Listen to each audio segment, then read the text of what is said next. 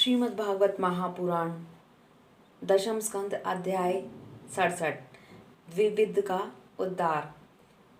राजा परीक्षित ने पूछा, भगवान बलराम जी सर्वशक्तिमान एवं सृष्टि प्रलय की सीमा से परे अनंत है। उनका स्वरूप गुण लीला आदि मन बुद्धि और वाणी के विषय नहीं है। उनकी एक लीला लोक मर्यादा से विलक्षण है, अलौकिक है। उन्हें और जो कुछ अद्भुत कर्म किए हों उन्हें मैं फिर सुनना चाहता हूँ। श्री सुखदेव जी ने कहा, परीक्षित, द्विविध नाम का एक वानर था। वह भौमासुर का सखा, सुग्रीव का मंत्री और मैंद का शक्तिशाली भाई था।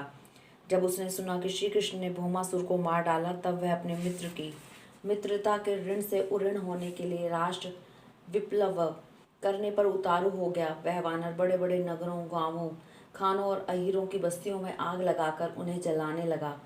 कभी वह बड़े बड़े पहाड़ों को उखाड़ कर उनसे प्रांत के प्रांत चकनाचूर कर देता और विशेष करके ऐसा काम कर वह अनर्थ देश में ही रहता था, क्योंकि उसके मित्र को मारने वाला भगवान श्री कृष्ण उसी देश में निवास करते थे।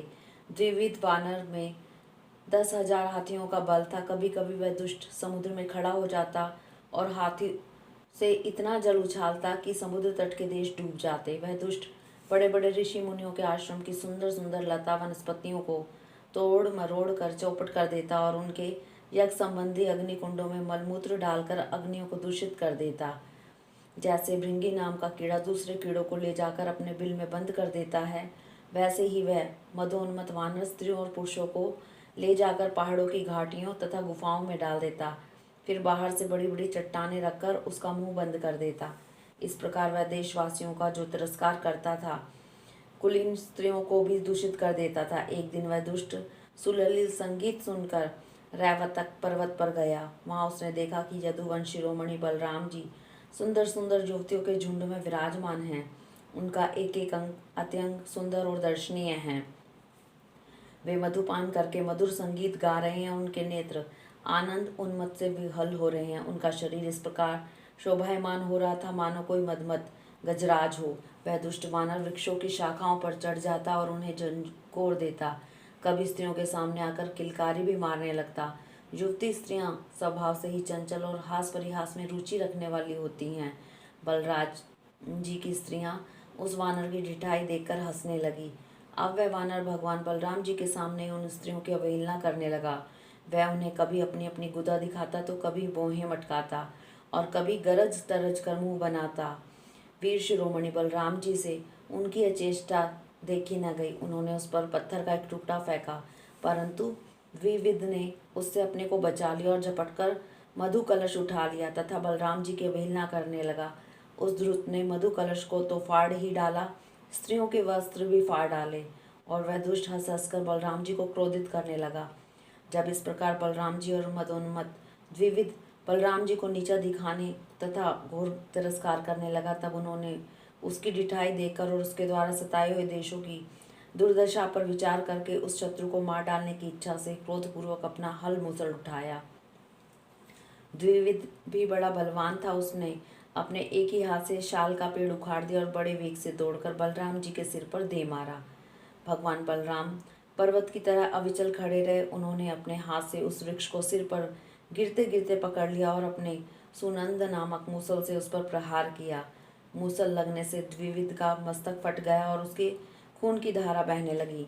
उसी समय उसकी शोभा ऐसी हुई मानो किसी पर्वत से गेरू का सोता हो बह रहा हो।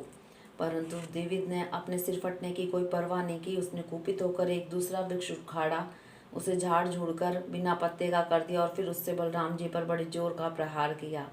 बलराम जी ने उस वृक्ष के सैकड़ों टुकड़े कर दिए। इसके बाद द्विविध ने बड़े क्रोध से दूसरा वृक्ष चलाया, परंतु भगवान बलराम जी ने उसे भी शतधा छिन्न भिन्न कर दिया। इस प्रकार वह उनसे युद्ध करता रहा। एक वृक्ष के टूट जाने पर दूसरा वृक्ष उखाड़ता और उससे प्रहार करने की चेष्टा करा। इस तरह सब ओर से वृक्ष उखाड़ उखाड़ कर लड़ते लड़ते उसने सारे वन को ही वृक्षहीन कर दिया।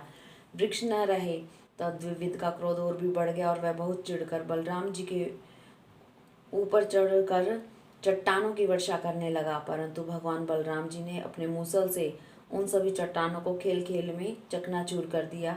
अंत में कपिराज द्विविध अपनी ताड़ के समान लंबी बाहों से घूंसा बांधकर बलराम जी की ओर झपटा और पास जाकर उसने उनकी छाती पर प्रहार किया। अब यदुवंश शिरोमणि बलराम जी ने हल और मूसल अलग अलग रख दिए और क्रुद्ध होकर दोनों हाथों से उसकी हंसली पर प्रहार किया। इससे वह वानर खून उगलता हुआ धरती पर गिर पड़ा।